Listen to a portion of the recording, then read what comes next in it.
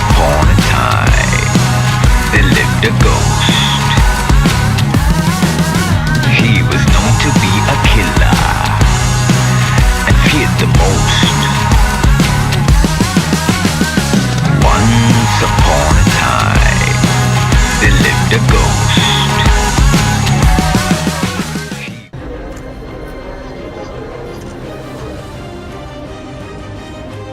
இந்த மாத்திரை வந்து ராத்திரியில் ஒன்று ஒரு 5 நாளைக்கு சத்து மாத்திரை சத்து கொஞ்சம் கம்மியாக இருக்குது அது சுடு தண்ணி சாப்பிட்டு பார்த்துட்டு அங்கே போகும் அது வாங்கி நம்ம உட்காந்து அம்மா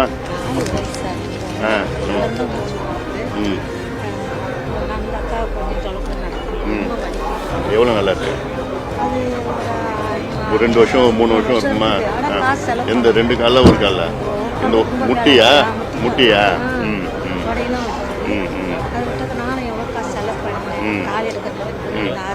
வீடு எங்க இருக்கு பக்கத்துல தான் இருக்குதா எத்தனை பசங்க இருக்காங்க என்ன பண்றாங்க மீன் பிடிக்கிறாங்க அப்படியா இப்போ நான் நோயால கூட உங்களுக்கு கேட்கல எதுவும் நினைச்சுக்காதீங்க இப்போ என்னக்கா எங்களுக்கு வந்து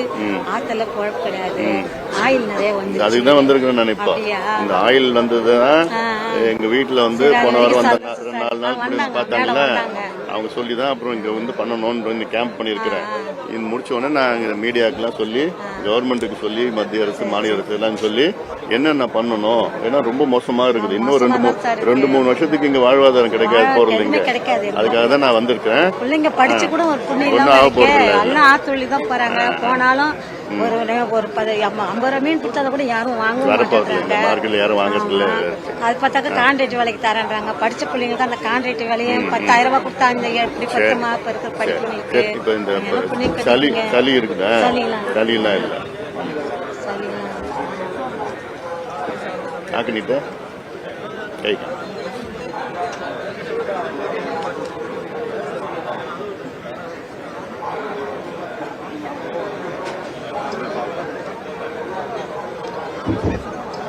ஏதாவது உங்களுக்கு பிரஷர் என்ன இருக்குதா ரத்த கொதிப்பு சக்கரை என்ன இருக்குதா சுகர் இருக்கு சக்கரை எவ்வளவு நல்லா இருக்கு அதுவும் 2 வருஷமா இருக்குது பிரஷர் மாத்திரை சாப்பிடுறீங்களா வாங்க முடியல அப்படியா இது மாதிரி போறாங்க ஏன்னா இது பிபி இருக்குது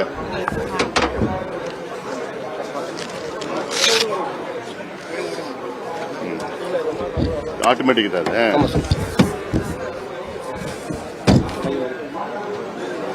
இது நம்ம பாக்குறதுக்கு வாய்ப்பு இது இல்ல இதெல்லாம் ஆட்டோமேட்டிக் வந்துருச்சு இப்போ நிமிஷங்கம்மா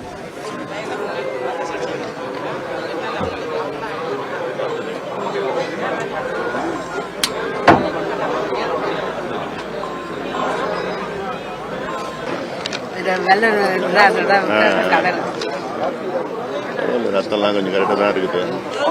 நாக்கு நீட்டா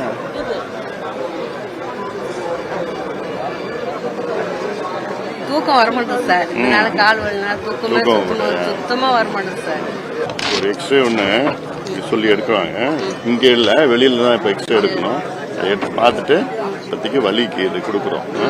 ஆனால் இது பார்த்து சாப்பிடுங்க காரம் சாப்பிடாதீங்க இந்த மாதிரி அவசியம் கூட சாப்பிடணும் சாப்பிட்டாதான் இந்த வயிறு எரிச்சல்லாம் இல்லாமல் போகும் தூக்கு மாத்திரை வந்து நான் கொடுக்க முடியாது அதெல்லாம் தூக்கு மாத்திரை பட் ஆனால் இந்த வலி கொஞ்சம் குறைச்சுன்னா தூக்கம் வந்துடும் சரிம்மா